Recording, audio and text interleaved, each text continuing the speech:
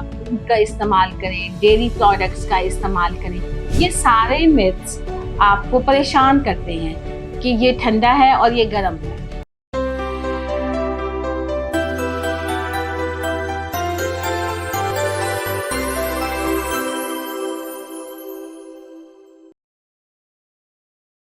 जी, आज आपने मुझे ये इस अपनी वीडियो में अपने साथ लेके चलना है, जिसमें मैं आपको बताने जा रही हूँ कि प्रेगनेंसी में कौन सी 5 चीज़ें हैं जिनसे आपको परहेज़ करना है, यानी 5 इम्पॉर्टेंट पॉइंट्स जिनको आपने अवॉइड करना है, जिससे आपकी सेहत बेहतर हो सकती है और आपकी प्रेगनेंसी एक हेल्दी प्रेगनेंसी की तरह आगे जा सकती है। मैं doctor Sumbal Afzal, consultant gynaecologist और इनफर्टिलिटी स्पेशलिस्ट, आज अपने प्यारे पेशेंट्स के साथ कुछ चीज़ें, इम्पॉर्टेंट चीज़ें डिस्कस करना जा रही हूँ, जिसमें सबसे ज़्यादा ज़रूरी बात ये है कि क्या खुराक हमें प्रेगनेंसी में नहीं खानी चाहिए।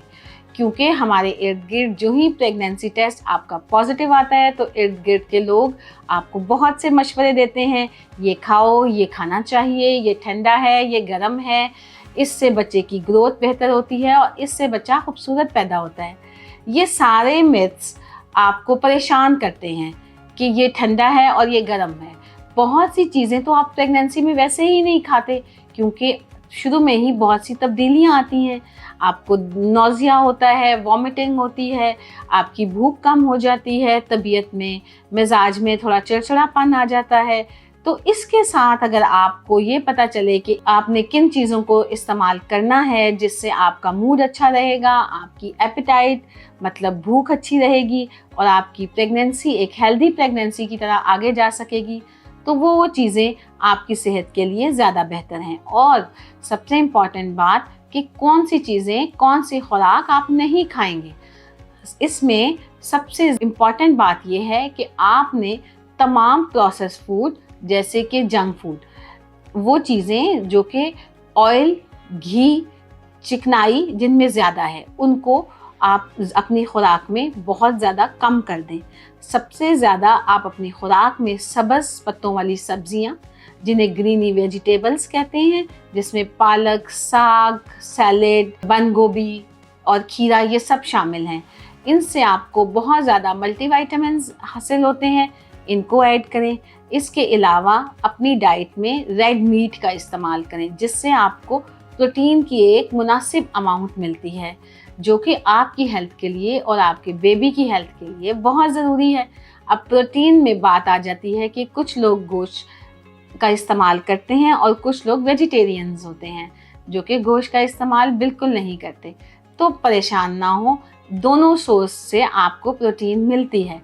जो गोश्त को पसंद करते हैं उसमें रेड मीट में मटन, बीफ शामिल है और वाइट मीट में फ़िश में सैल्मोनेल फ़िश सबसे इम्पॉर्टेंट है, जिसमें कुछ ओमेगा और फैटी एसिड्स शामिल होते हैं, जो आपकी बेबी की ग्रोथ के लिए बहुत ज़रूरी है।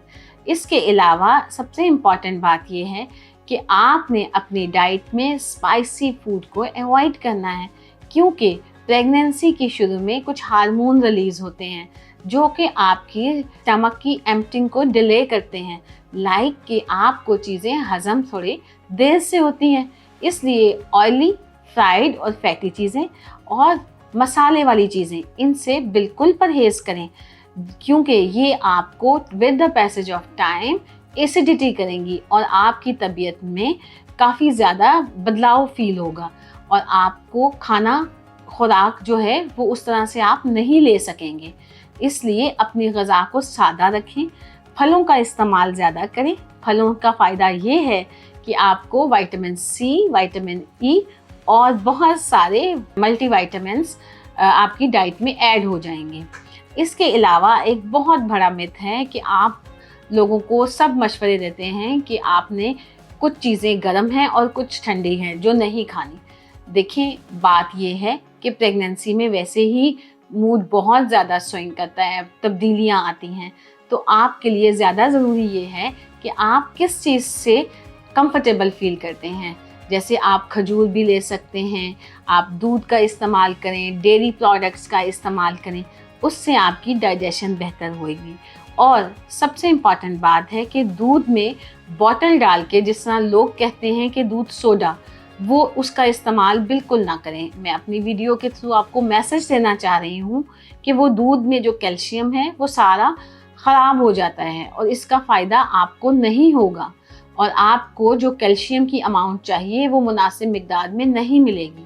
اس کے علاوہ آپ اپنی روزمرہ کی روٹین میں پانی کا استعمال بھی زیادہ کریں تاکہ بہت سی چیزوں سے، بہت سے مسائل سے آپ بچ سکتے ہیں۔ تو میں نے آج آپ کو اپنی ویڈیو میں یہ امپورٹنٹ انفارمیشن دی ہے۔ میرے ساتھ رکھیے گا، میرے چینل کو لائک کریں، سبسکرائب کریں تاکہ میں آپ کے ساتھ اچھی انفارمیشن شیئر کر سکوں۔ شکریہ۔